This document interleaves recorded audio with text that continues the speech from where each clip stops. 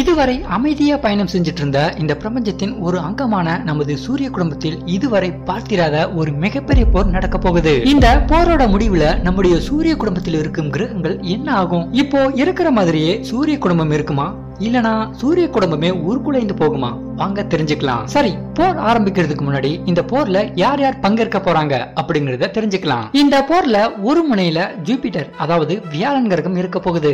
இது நம்முடைய சூரிய குடும்பத்தின் கிரக வரிசையில் ஹெவிவெயிட் சாம்பியனாக ஆட்சி செய்யும் பிரம்மாண்டமான ராட்சத வாயு கிரகம். மற்றொரு முனையில சிறிய ஆனால் திகிலூட்டும் பிளாக் ஹோல், அதாவது கருந்துளை வியாழன் கிரகத்தை தாக்க பதுங்கிட்டு இருக்கு. இந்த வலிமையான இரு போட்டியாளர்கள் ஒருவரை ஒருவர் நேரடியாக தாக்கும்போது இந்த தாக்குதலில் இருந்து நம்முடைய பூமி தப்பிக்குமா, இல்ல சூரிய குடும்பமே உருக்குலைந்து போகுமா?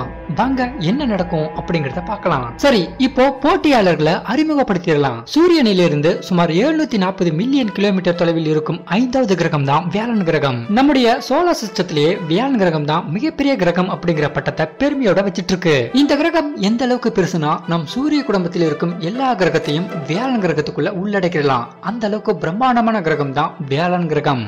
வியாழன் கிரகத்தை இன்னும் கொஞ்சம் பெருமையா புகழ்ந்து சொல்லணும்னா நம் பூமியை விட 318 மடங்கு அதிகமான நிறையும் பூமியை போல சுமார் 1300 பூமியையும் இந்த கிரகத்துக்குள்ள உள்ளடக்கலாம். அப்போ யோசிச்சு பாருங்க, நம் சூரிய குடும்பத்தின் சார்பா போர் புரிய போற வியாழன் கிரகத்தின் பிரம்மாண்டம் எந்த அளவுக்கு இருக்கும்னு. என்னதான் இந்த கிரகம் மிகப்பெரிய அளவுல பிரம்மாண்டமா இருந்தாலும் இப்போதைக்கு கருப்பு அரக்கனான வியாழன் கிரகத்தின் எதிரி கருந்துளையோடு ஒப்பிடும்போது வியாழன் கிரகத்தின் சக்தி கொஞ்சம் மங்கின மாதிரி தான் இருக்கும். ஸ்டெல்லார் பிளாக் ஹோல் புரிந்து கொள்ள முடியாத அடர்த்திக்கு பெயர் பெற்றது. ஸ்டெல்லார் பிளாக் ஹோல் உடல் அளவில் சின்னதா இருந்தாலும் கற்பனை செய்ய முடியாத அளவிற்கு ஈர்ப்பு சக்தி அதிகமா இருக்கும். இந்த பிளாக் ஹோலோட ஈவன் ஹரிசான் பகுதிக்கு எந்த ஒரு பொருள் வந்தாலும், அது கிரகங்களாகட்டும் இல்லனா நட்சத்திரமாகட்டும் ஒளியாகட்டும் எது இருந்தாலும் சரி, தன்னோட பலம் வாய்ந்த ஈர்ப்பு விசையால் எல்லாத்தையும் உள்வாங்கிக்கும், திரும்ப வெளிவரவே முடியாது. அப்போ யோசிச்சு பாருங்க, வியாழன் கிரகத்தோட எதிரி எந்த அளவுக்கு பலம் வாய்ந்ததா இருக்கும்னு. சரி, இப்போ பிளாக் ஹோல் நம்முடைய சூரிய குடும்பத்தை தாக்குவதற்கான வாய்ப்புகள் இருக்கா அப்படிங்கறத பார்க்கலாம். ஸ்டெல்லார் பிளாக் ஹோல் எப்படி உருவாகுதுன்னா, ஒரு நட்சத்திரம் நம் சூரியனை விட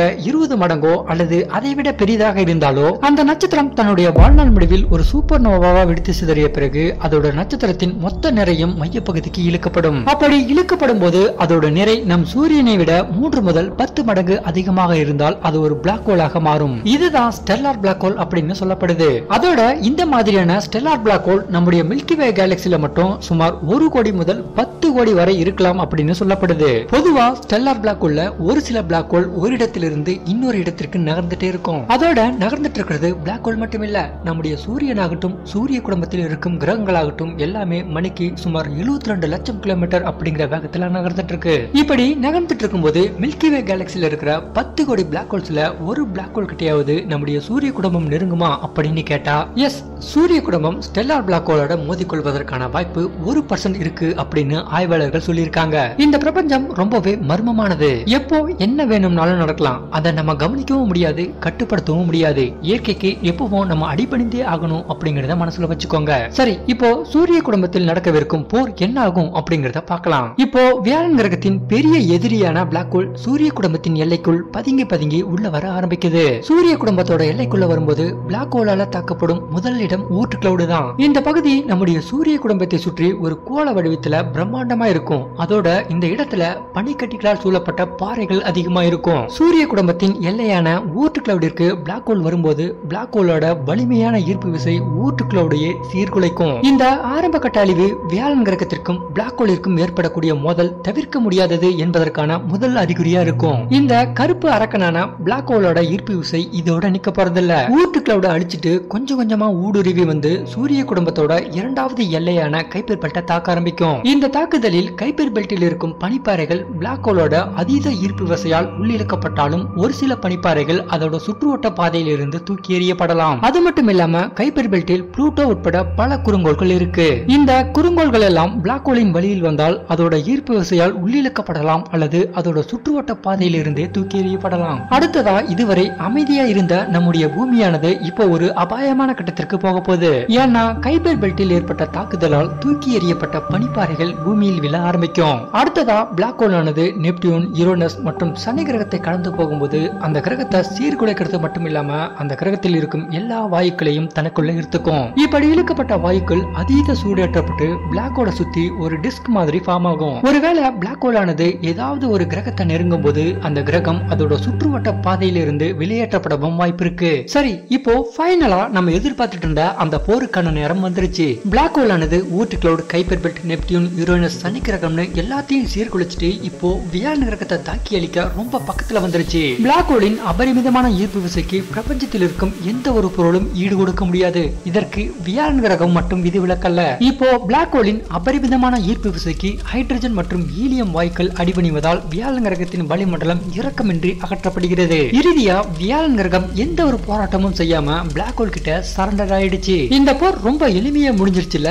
வெயிட் பண்ணுங்க, இதற்கு பிறகுதான் பெரிய பிரளயமே உருவாக போகுது. இப்போ பசியோடு இருந்த கருப்பு அரக்கனான பிளாக் ஹோல் வியாழன் கிரகத்தின் எல்லா வாயுக்களையும், அதாவது ஹைட்ரஜன், ஹீலியம், மேலும் பல வாயுக்களை தனக்குள்ள இழுத்ததால புற ஊதா கதிர்வீச்சு மற்றும் எக்ஸ்ரே கதிர்வீச்சு அலைகளை எல்லா திசைகளிலும் வெளியேற்றும். அதோடு பிளாக் ஹோலில் இருந்து உமிழப்பட்ட கூடிய கதிர்வீச்சு 1 மணி நேரத்துக்குள்ள பூமியை வந்தடைந்து நம் மீது மழை மாதிரி பொழியும். இது பூமியை ஒரு ஆபத்தான நிலைக்கு கொண்டு போறது மட்டும் இல்லாம பூமியில் இருக்கும் எல்லா உயிர்களுக்கும் மிகப்பெரிய அச்சுறுத்தலை ஏற்படுத்தும்.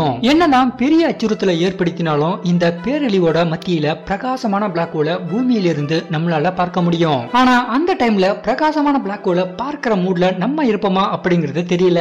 ஏன்னா வியாழன் கிரகம் இல்லாதது நமது சூரிய குடும்பத்தில் உள்ள நுட்பமான ஈர்ப்பு சமநிலையை முழுமையா சீர்குலைக்கும். இதுவரை வியாழன் கிரகத்தோட ஈர்ப்பு விசை நம்முடைய பூமிக்கு ஒரு பாதுகாப்பு கவசமா இருந்தது. அதாவது வியாழன் கிரகத்தை கடந்து வரும் விண்கற்கள் மற்றும் சிறுகோள்கள் பூமிக்கு வராதபடி வியாழன் கிரகத்தின் ஈர்ப்பு விசையால் ஈர்க்கப்பட்டு அங்கேயே தடுக்கப்பட்டோ அல்லது அங்கிருந்து வேறு திசைக்கோ மாற்றிவிடும். இப்படிதான் விண்கற்களால் பூமிக்கு ஏற்படும் பெரிய பேரழிவுகளில் இருந்து வியாழனின் ஈர்ப்பு விசை பூமியை பாதுகாக்கிறது. எல்லா முறையும் இப்படி பூமியை பாதுகாக்குமா அப்படின்னு கேட்டா வியாழன் கிரகத்தை தாண்டி செல்லும் விண்கற்களை மட்டும்தான் ஈர்ப்பு விசையால் தன்னோட கட்டுப்பாட்டுல வைக்குமே தவிர வியாழன் கிரகத்திற்கு அருகில் செல்லாமல் நேரடியாக பூமிக்கு வரும் விண்கற்களால் பூமியை காப்பாற்ற முடியாது. இன்னும் சொல்ல போனா டைனோசர்கள் இனம் அழிந்ததே விண்கற்களால தான் அப்படிங்கறத மனசுல வச்சுக்கோங்க. அடுத்ததா பூமி சூரியனை சரியான சுற்றுவட்ட பாதையில் சுற்றி வருவதற்கு வியாழன் கிரகத்தின் ஈர்ப்பு விசை முக்கிய பங்கு வகித்தது. ஆனா இப்போ வியாழன் கிரகத்தின் ஈர்ப்பு விசை இல்லாததால் நமது சூரிய குடும்பத்தில் உள்ள பூமி மற்றும் பிற கோள்கள் புதிய சமநிலையை கண்டுபிடிக்க போராடும். குறிப்பா நமது பூமியின் சுற்றுவட்ட பாதை மிகவும் நீள்வட்டமாக இருக்கும். இதனால் வெப்பநிலை மற்றும் காலநிலையில மிகப்பெரிய மாற்றம் இருக்கும். இந்த காலநிலை மாற்றத்தால் பூமி வாழ தகுதியற்ற கிரகமாக கூட மாறும். மேலும் இதுவரை வியாழன் கிரகத்தின் ஈர்ப்பு விசைக்கு கட்டுப்பட்டு இருந்த சிறுகோள்கள், வால் நட்சத்திரங்கள், விண்கற்கள் எல்லாமே இதற்கு பிறகு வியாழன் கிரகத்தின் அச்சுறுத்தல் இல்லாமல் சுதந்திரமா சுற்றி திரியும். இதனால நமது பூமியில் முன்னெப்போதும் இல்லாத அளவிற்கு விண்கற்களின் தாக்குதல் அதிகமா இருக்கும். அதோட இந்த தாக்குதல் பூமிக்கு ஒரு மிகப்பெரிய பேரழிவை கொடுக்கும். கடைசியா பூமியில் இருக்கும் ஒட்டுமொத்த உயிரினமும் முழுமையா அழிந்துவிடும். இவ்வளவு பேரழிவுகள் நடந்த பிறகும் பூமியாவது மீதி இருக்குமா அப்படின்னு கேட்டா அது பிளாக் ஹோலோட கையில தான் இருக்கு. ஏன்னா கருப்பு அரக்கனின் முரட்டுத்தனமான ஈர்ப்பு விசை வியாழன் கிரகத்தோட நிக்க போறதில்ல.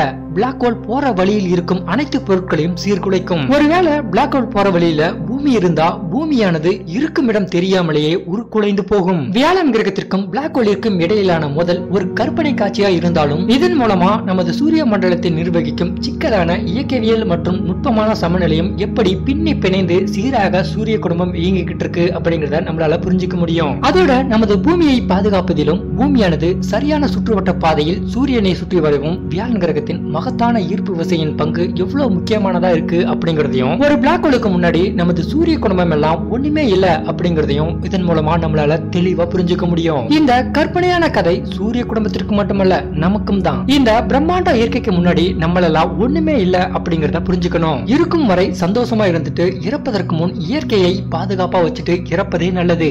நன்றி.